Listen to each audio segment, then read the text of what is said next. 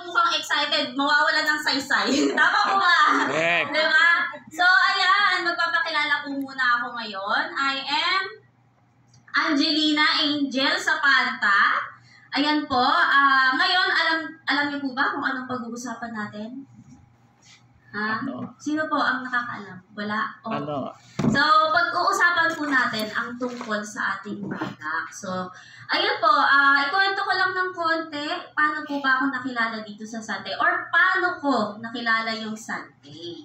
So, ayun po, a long time ago, parang unang panahon. So, ano po, kinailangan po namin yung product ni Sante kasi yung mother ko po nagkasakit. Nagkasakit po siya ng cancer, stage 4C na po siya, and then, thankful po ako sa mga angel na napunta sa aming bahay at pinakilala po ang Sante product. Ng stage 4C, imagine niyo bedridden na. Pero, nakalakad after 3 days, tapos lumakas, na parang walang nangyari. Yes! Ayun, so yun, ganun ko po nakilala yung ating produkto. Simula po nun, hindi na po ako tumigil sa kakashare.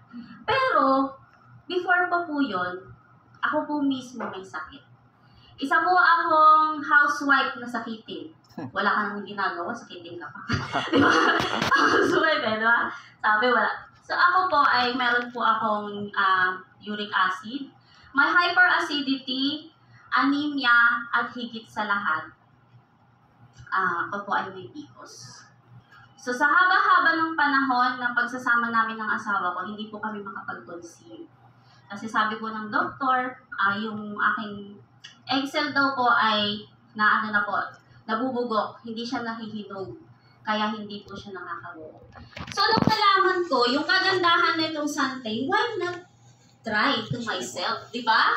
Yes. So, dahil ang dami ko na rin nakilala na ganun yung kanilang health concern, sinubukan ko, in-interview ko sila isa-isa, paano ba nila iniinom. Pati na rin po sa mga product training, pati sa doctor's training, inatinan ko po yun lahat. At ang good news, tanong niyo ako kung ano? Ano? May baby na po ako. Yes! At 3 years old na po siya ngayon. And I'm proud to say na nung nagbubuntis po ako, wala akong ibang ininom na vitamins kundi barley grass, Sante barley grass lang. Diba? At lahat ng aking mga check-up, normal po, laboratory, normal. Kasi diba usually pag nagbubuntis tayo, kami pala mga babae. So, parang paiba-iba, diba, ng hormonal change. Correct. So, dahil po sa Sante barley grass, naging normal po lahat. Pati delivery, normal din po. At napakakulit po ng anak ko ngayon, which is the barley baby. I must say, I'm proud to say, na ang anak ko po ay barley baby. Yes! So yan, intro pa lang po yun So well,